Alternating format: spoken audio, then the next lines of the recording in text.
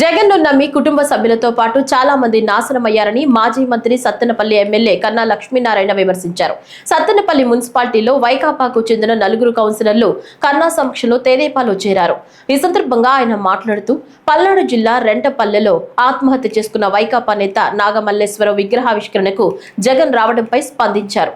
జగన్ ఇచ్చిన తప్పుడు సర్వే రిపోర్టులతో ఎన్నికల బెట్టింగ్ లో నాగమల్లేశ్వరరావు 10 కోట్లు పోగొట్టుకున్నారని, అప్పుల వారి నుంచి అవమానాలు భరించలేక ఆయన 2024 జూన్ 9న ఆత్మహత్య చేసుకున్నారని, ఇప్పుడు జగన్ రావటం సిగ్గుచేటన్నారు. నీకెందుకు, నీ బతికెందుకు, నువ్వు వెళ్ళి నువ్వు చావు అని చెప్పేసి బంధువులు అవమానపరచడం వల్ల తన అప్పులు పాలై జగన్మోహన్ రెడ్డిని నమ్మి పూర్తిగా అప్పులు పాలై ఆత్మహత్య చేసుకున్నాడు. ఎంతో జీవితం ఉన్నటువంటి వ్యక్తి, బాధాకరంగా ఉంది.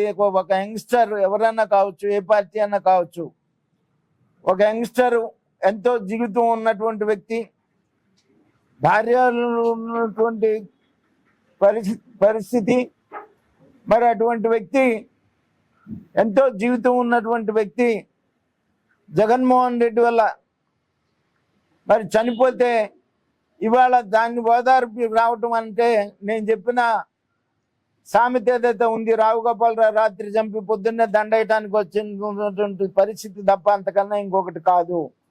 మొన్న తెనాలి వచ్చాడు. తెనాలి వచ్చి ఎవరిని పరామర్శించడానికి వచ్చాడు? గంజాయి బ్యాచ్ని, రౌడీ షీటర్లని. అంటే తన ప్రభుత్వంలోనే నార్కోటిక్ కేసులు, రౌడీ షీటర్స్ అతనే పెట్టాడు. తన ప్రభుత్వంలోనే పెట్టినటువంటి గంజాయి అమ్మే వాళ్ళని, గంజాయి బ్యాచ్ని, రౌడీ షీటర్లని పలకరించడానికి వచ్చాడు. ఇవాళ చెప్పే ఈ నాగమల్లేశ్వరరావు మీద కూడా 2010లో ఒక క్రైమ్ ఉంది, 50/2010. అలాగే క్రైమ్ నెంబర్ 169/2022. ఇతని మీద కూడా 2 క్రైమ్లు ఉన్నాయి. ఊళ్ళో ఇతని వల్ల ఆత్మహత్య ప్రయత్నం చేసుకున్నటువంటి వాళ్ళు కూడా ఉన్నారు. పైగా నేను అడుగుతున్నాను, ఇతను చనిపోయింది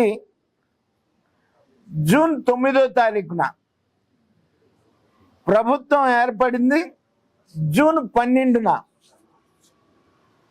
అంటే ఇంకా ఎన్డీఏ ప్రభుత్వం కూడా ఏర్పడక ముందే ఇతను ఆత్మహత్య చేసుకున్న పరిస్థితి.